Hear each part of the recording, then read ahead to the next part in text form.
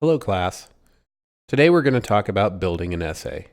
In this video, we'll look at overall essay structure, starting with thesis statements, but we'll move on to topic sentences and we'll represent what an essay is supposed to be in a couple of different graphical ways that might make sense to you. The first step of writing any paper, and in this class, the first part that you will be required to turn in for your essay is what we call a working thesis. In order to do this, we're going to look at what a thesis is. This is a thesis formula that we're going to use for this class. Every thesis needs to 1. Introduce the topic, 2. Make an assertion about the topic, this is some kind of claim, and 3. Provide the reader with an idea of how the rest of the paper is going to be organized. This is going to be your main points of the paper. Finally, number 4 is so what, which means why should the reader care? If this is going too fast for you, don't worry. We're going to look at examples for every single one of these. I encourage you to write this formula down or come back and look at this slide again, and hopefully you'll see that this is a really good roadmap for creating a working thesis for any type of essay. First off is the topic. The topic is simply what your essay is about. Here are some example topics from argumentative essays: the legalization of marijuana, gun control, violence in video games, American foreign policy, the economy, abortion, and gay marriage. All of these can be topics or what your paper is going to be. For an evaluation essay, usually the topic is the thing you are evaluating. Basically, an assertion is some type of claim, and every single essay needs to make a claim. If you're not making a claim, then what's the point of the essay? Here are some claims that would go along with the previous assertions. A claim usually means the writer is making some kind of statement of fact or belief. For example, the writer could assert that the Lord of the Rings movies are better than the Hobbit movies. Sometimes what students miss out on is the idea of just saying something is or is not can be an assertion. The world is flat, for example, is an assertion. A writer could say something is real or something is not real. That's an assertion. It might be a basic assertion, but it works. Throughout the experience of writing the essay, that assertion will get more sophisticated. But when you're just kind of feeling out your topic, coming up with a sort of basic assertion is a way you can write yourself into your paper. Next is the organization. Basically, in the organization part of the formula, you're going to say, my claim is true because 1, 2, and 3. For example, if your assertion is that the new Star Wars movies are worse than the old Star Wars movies, your organization could be 1, because Rey is a terrible character, 2, the special effects that bring dead people back to life make the movie creepy, and 3, Han Solo dies and he's the best character in the whole universe. I bet there are some of you out there that can write that paper right now. In it, you'd have a whole paragraph about Rey being a terrible character, which she is. You're going to have a whole paragraph about the creepy CGI where they brought Admiral Tarquin and Leia back to life, and those actors are dead, so it's kind of weird. And your last paragraph will be about Han Solo being gone. If you're not a Star Wars person, this means nothing to you. So on the slide here, we've got marijuana should be legal in Texas because it's 1, not actually as dangerous as people think. 2, it would increase the state's tax revenue. And 3, it would reduce the number of criminals in prisons. The color coding here should help you see it. The first box is red and should be the topic of your first body paragraph. The second box is green and should be the topic of your second body paragraph. And the third box is blue and it should be the topic of your third body paragraph. The thesis formula is great because it makes writing an essay almost fill in the blank. The formula works. Trust the formula and use it to come up with your thesis statement. The so what for the thesis statement is actually the most difficult part. This refers to why the reader should care. This is not easy. It's going to be different for every essay, but sometimes it must be clearly stated. So why should the reader care whether or not the new Star Wars movies are bad?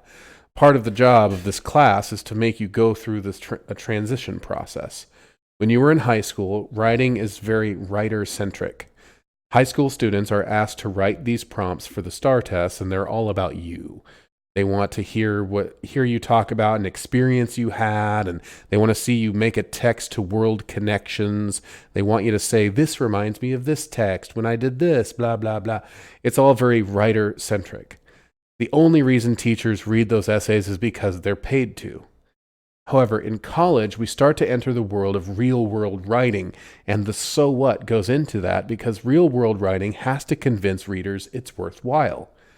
If you pick up a magazine article or an article on the internet and you read the title or even the first paragraph and you're not interested in it, you're going to put it down. For you, that piece of writing might as well not exist. Becoming less writer-centric and more reader-centric means that we're trying to figure out how we can be useful to others and other people in the world. For our marijuana legalization paper, it might be best to point out that the tax dollars being used to process court cases and administer punishments to criminals convicted on marijuana charges could be put to better use in education, for example. So here it is again.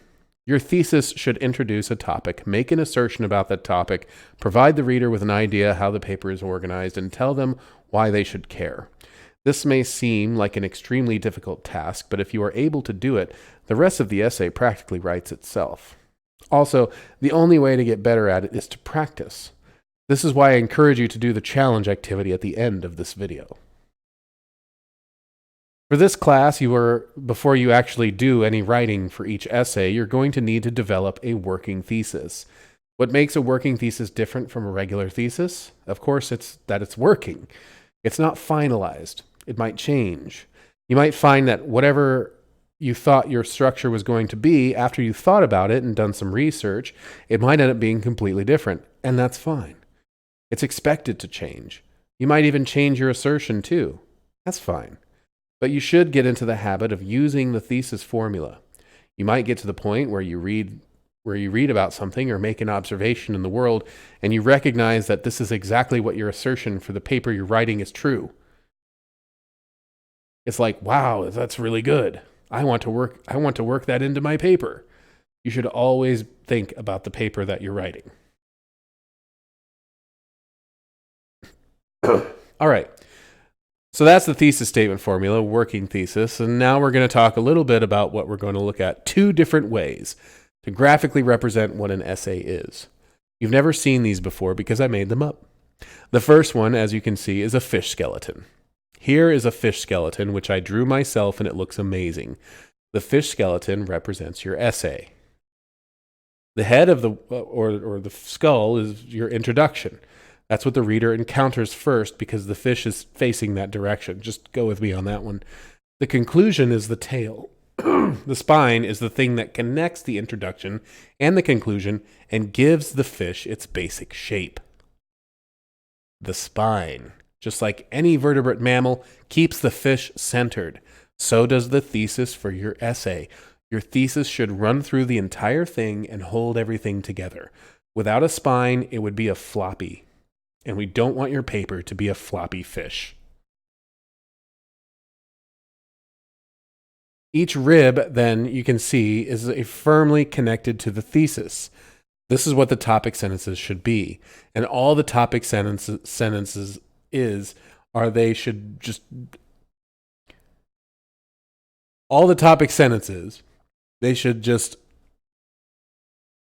they join our sentences that match the organization to the thesis formula. The topic sentences go outwards from the spine, just the way the rib bone does. The paragraph gets refined down to a point, just like the pointy ends of a rib bone. And these, of course, represent topic sentences that form the structure of your body paragraph in the same way the thesis is the spine for the whole essay. The topic sentence is the spine or the rib that gives the body paragraphs its structure. Then, of course, we need to flesh out the fish by providing details, support, and examples. That's the meat of the essay. The meat of the essay exists in the body paragraphs. That's the good stuff. All the other structure has to be there, but the reader doesn't want to eat the bones of your essay. The reader wants to eat the meat. But the bones have to be there or your essay is just floppy and gross. Details bring the essay to life.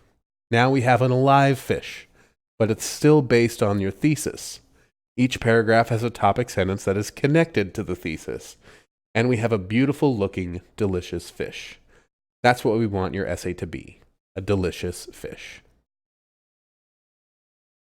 The best way to do topic sentences is to use repetition. Copy the phrasing from your thesis.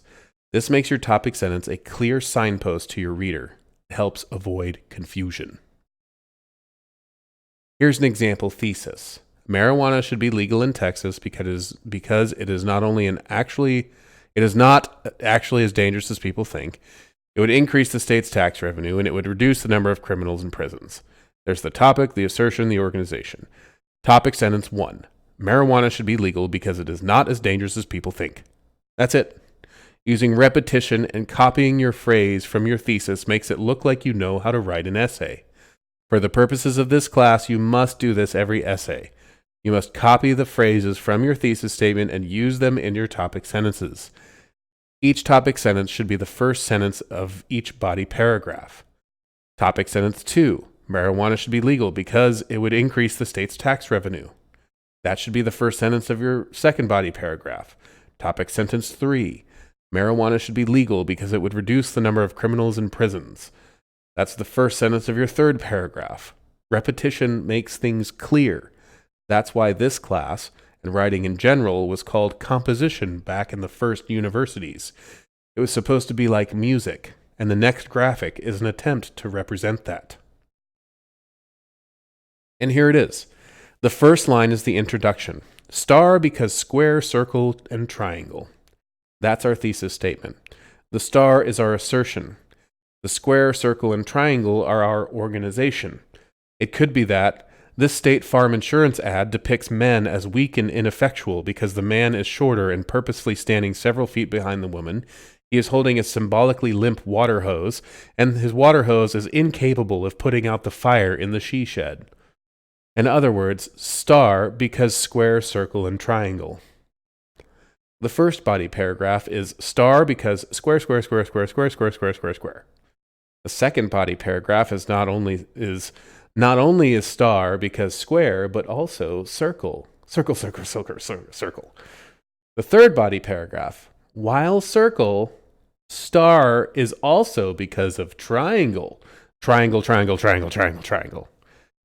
As you can see, clearly star because square, circle, and triangle.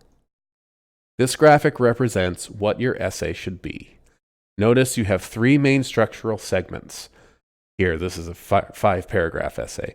There's a whole paragraph that is square. In this paragraph, you should find examples of square. You should explain what square is. There could be a testimony from people who talk about square and square experts. There might be interviews with people who have experience with square. It should be the same with circle and the same with triangle. That's the meat of the essay. And if you can set all this up from the working thesis, then you've got a springboard that you can start from. And that's why a working thesis is so important. Here's one example. Star because square, circle, triangle. This is the thesis. The star represents the assertion. Here are some assertions you might make. The Rock is a good-looking guy. Frozen 2 was not as good as the original. The new Star Wars movies are dumb. Pepsi is better than Coke. Marvel movies are like a theme park. They're not cinema. This is your introduction. The other shapes represent your reasons. For the first essay, evaluation, these are your criteria. Here's an example of an assertion with criteria as the organization. The Nissan Pathfinder is the perfect car for a family. There's plenty of room with a spacious interior. The gas mileage helps pay for more trips to soccer practice, and it looks way cooler than a minivan while still having third-row seating. This is a proper thesis statement. It includes promises of how the paper will be structured. Our criteria here for our evaluation of the Nissan Pathfinder is color-coded. The light blue box is the star and our assertion. It says the Nissan Pathfinder is the perfect car for a family. The darker blue box is the square, and it says spacious interior. The green circle is gas mileage, and the red triangle is it looks way cooler. Below that, you can see the criteria here are interior space, gas mileage, and looks or aesthetics. Those are criteria that you could use to evaluate any car. After reading this introduction, one would expect there to be a paragraph about the roomy interior, a paragraph about the gas mileage, and one about how the car looks. This looks like a delicious fish.